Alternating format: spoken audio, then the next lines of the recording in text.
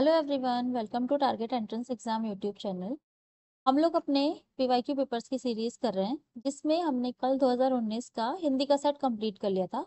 आज हम फिर से एक सेट लेकर आए हैं 2020 का। जल्दी से आप लोग ज्वाइन हो जाइए, उसके बाद हम अपना सेट स्टार्ट करते हैं। ठीक है, ठीक है, क्वेश्चन हम स्टार्ट करते हैं, लेकिन उससे भी पहले अगर आपने टेलीग्राम और व्हाट्सएप को ज्वाइन नहीं करा है तो जल्दी से जाके डिस्क्रिप्शन में लिंक है, वहां से ज्वाइन कर लीजिए। आपको आपके एग्जाम से रिलेटेड जितनी भी जानकारी होती है वहां पे प्रोवाइड मिल हो जाएगी। ठीक है, चलिए, आज का हमारा पहला क्वेश्चन है और ये हमारा पैराग्राफ है। ठीक है, पैराग्राफ वाले क्वेश्चन वैसे इजी होते हैं, लेकिन आप लोग एक काम कीजिए, सबसे पहले या तो इसका स्क्रीनशॉट ले लीजिएगा, बाद में पढ़ लेना इसको, या आपको इसकी पीडीएफ मिल जाएगी। आप इसकी पीडीएफ से आराम से पढ़ सकते हैं, क्योंकि अगर हम अभी से पढ़ेंगे तो बहुत लंबा वीडियो चली जाएगी। तो जल्दी जल्दी क्वेश्चन कर लेते हैं और आप इसे आराम से बाद में पढ़ लीजिएगा, पर लेकिन ध्यान से पढ़ लीजिएगा। ठीक है, चलिए, हमारा पहला क्वेश्चन आज का आता है।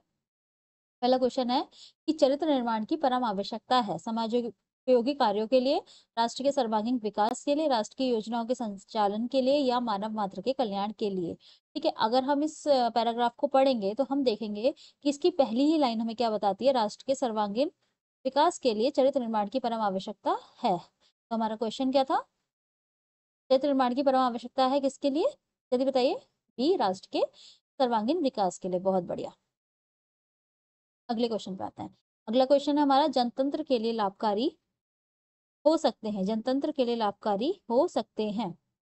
चलिए, जनतंत्र के लिए लाभकारी हो सकते हैं निष्ठावान श्रमिक, धनवान व्यक्ति, उत्तम चरित्रवान व्यक्ति, या शक्तिशाली सिपाही।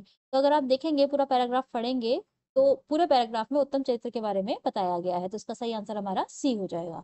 53 क्वेश्चन, उन्नत राष्ट्र के लिए विकास का प्रथम सोपान है भ्रष्टाचार के प्रति निषेधात्मक वातावरण, जनता में सांप्रदायिक सद्भाव, राजनीति के कुशल दांवपेच, चरित्र निर्माण के लिए शैक्षिक वातावरण।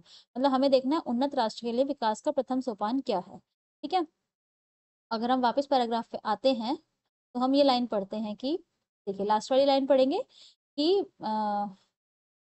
राष्ट्र में व्याप्त समग्र भ्रष्टाचार के प्रति निषेधात्मक वातावरण का निर्माण करना ही चरित्र निर्माण का प्रथम सोपान है। प्रथम सोपान क्या है, भ्रष्टाचार के प्रति निषेधात्मक वातावरण का निर्माण करना। ठीक है, वापस क्वेश्चन पे आते हैं, तो क्वेश्चन हमारा क्या कहता है।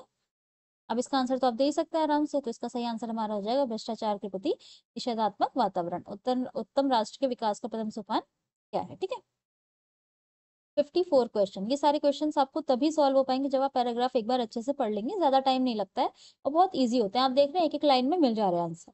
ठीक है, हमारा शायद ये पैराग्राफ का नहीं, सेकंड लास्ट है। अप्रगतिशील रूप से मजाक उड़ाया जाता है जो पाश्चात्य संस्कृति को हृदय से अपनाता है, सत्संग में अधिक समय नहीं बिताता है, धार्मिक वातावरण में जीवन बिताता है, या भारतीय संस्कृति में जीवन बिताता है। मतलब किसका मजाक उड़ाया जाता है, अगर हम ये पढ़ेंगे पैराग्राफ तो हमें ये लाइन दिखेगी। देखिए, राइट साइड में देखिएगा कि किसका मजाक उड़ाया जा रहा है, जो भारतीय संस्कृति में जीवन बिताता है। तो अन्य छात्रों से बुद्धू या अप्रगतिशील कह के उसका मजाक उड़ाते हैं। किसका उड़ाते हैं, जो भारतीय संस्कृति में जीवन बिताता है। आप इस क्वेश्चन की तरफ बढ़ते हैं। वापिस क्वेश्चन हमारा क्या कहता है, बताइए किसका मजाक उड़ाया जाता है। बहुत बढ़िया, भारतीय संस्कृति में जीवन बिताता है, डी इसका करेक्ट आंसर हो जाएगा। 55 क्वेश्चन, और शायद हाँ ये पैराग्राफ का हमारा लास्ट क्वेश्चन है। भारतीयों के प्रति हीन भावना का कारण है पुरातन संस्कारी संस्कृति में जीवन, लॉर्ड मैकाले की शिक्षा पद्धति, प्राचीन गुरुकुल की शिक्षा पद्धति, और वर्तमान वैज्ञानिक शिक्षा पद्धति। हीन भावना का क्या कारण है, पैराग्राफ पे चलते हैं। और हीन भावना का कारण हमारा क्या है, यहाँ पढ़िए, लॉर्ड मैकाले की शिक्षा पद्धति के बारे में बताया गया है, ये हमारी हीन भावना का कारण है।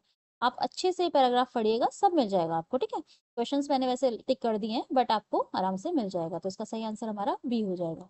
ठीक है, आराम से पढ़िएगा, हो जाएगा। चलिए, पर पढ़ लीजिएगा, याद से क्वेश्चन कंप्लीट कर लीजिएगा। ठीक है, चलिए नेक्स्ट क्वेश्चन की हम बात करते हैं। चलिए, इसमें हमें बतानी है संधि। सदैव में कौन सी संधि है, स्वर संधि, व्यंजन संधि, विसर्ग संधि, या वृद्धि संधि। तो अगर हम सदैव लिखते हैं तो इसे हम कैसे लिखते हैं, इसे लिखते हैं सदा प्लस एफ। बताइए इसमें कौन सी संधि होती है, सदैव में कौन सी संधि होती है हमारी, बहुत बढ़िया, वृद्धि संधि होती है। ठीक है, चलिए, हमारा अगला क्वेश्चन है महर्षि। महर्षि में कौन सी संधि होती है, स्वर संधि है, व्यंजन संधि है, विसर्ग संधि है, या गुण संधि है। बताइए, महर्षि है, इसे हम कैसे लिखेंगे, इसे हम लिखेंगे महा प्लस ऋषि। ठीक है? महा प्लस ऋषि, ऋषि का क्या लिखते हैं, महा प्लस ऋषि। तो इसमें हम अगर हम बताएंगे इसमें कौन सी संधि है, तो इसमें हमारी गुण संधि है। ठीक है। 58 क्वेश्चन, निसंदेह में अब कौन सी संधि है, निसंदेह में बताइए कौन सी संधि। अगर हम निसंदेह की बात करते हैं, आपको बताना है स्वर संधि है, व्यंजन संधि है, विसर्ग संधि है, या स्वर और व्यंजन संधि। निसंधि की बात करते हैं तो हमारा होता है नहीं प्लस संधि है। ठीक है। तो इसमें हमारी क्या है, ये विसर्ग आ रहा है, हमारी विसर्ग संधि। ठीक है। 58 का आंसर हमारा सी हो जाएगा, बहुत बढ़िया। 59 क्वेश्चन, अब हमें यहाँ पे बताना है समास। हमें बताना है कि इनमें कौन से समास है।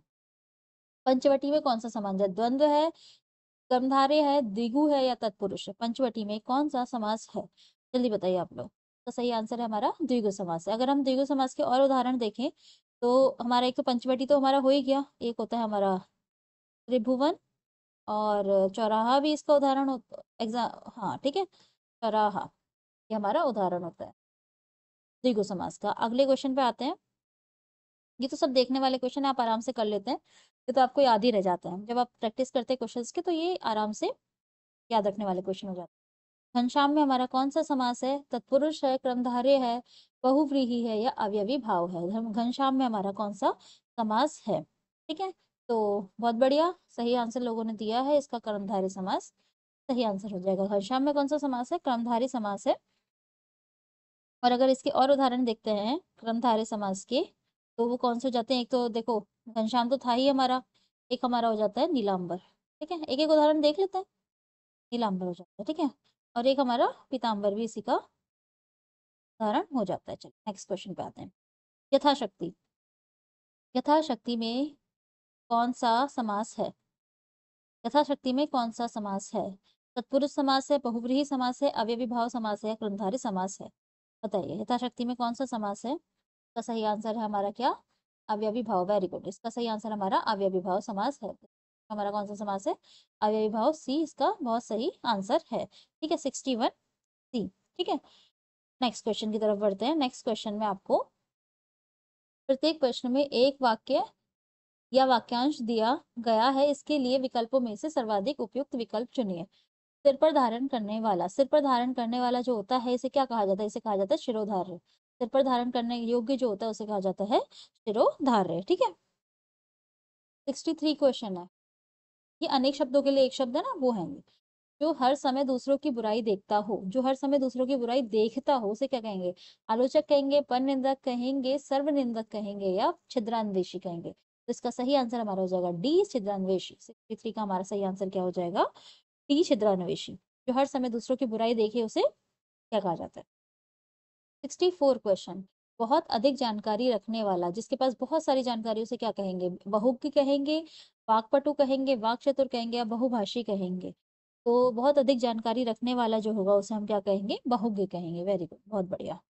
इसके पास बहुत सारी जानकारी होती है। अगर मैं वाक्पटु बोलूं, वाक्पटु किसे कहेंगे, जो बोलने में कुशल हो, जो बोलने में कुशल हो उसे हम क्या कहेंगे, वाक्पटु। ठीक है। नेक्स्ट क्वेश्चन, दोपहर के बाद का समय।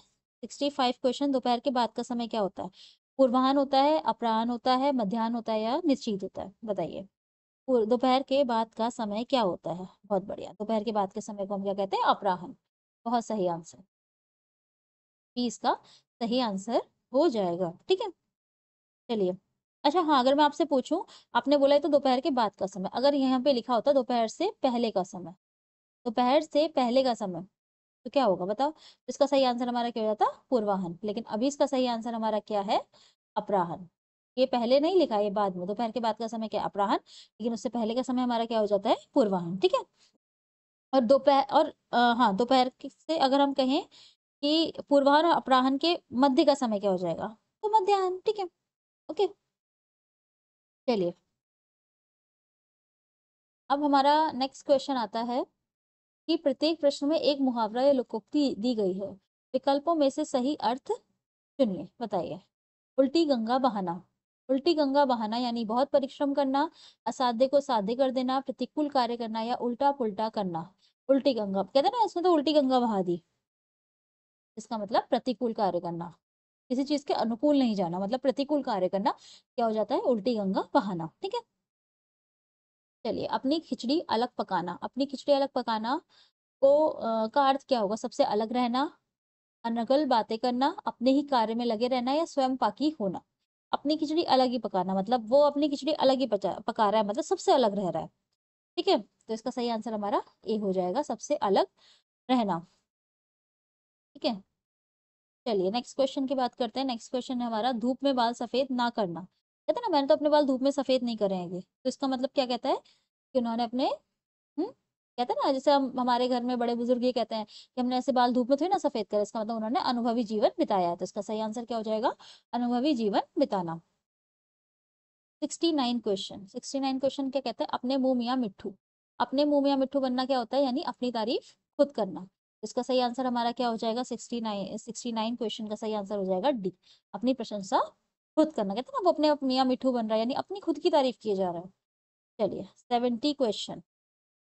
70 क्वेश्चन है हमारा, कलम तोड़ना। कलम तोड़ना का मतलब क्या होता है? जज के प्रति जज के द्वारा मृत्यु दंड सुनना, अपना संबंध तोड़ देना, लिखे हुए को काट देना है, अनूठी युक्ति निकालना। बताइए इसका सही आंसर क्या होगा? कलम तोड़ने का मतलब क्या होता है? कलम तोड़ने का मतलब होता है हमारा, कलम तोड़ना मतलब अनूठी युक्ति निकाली।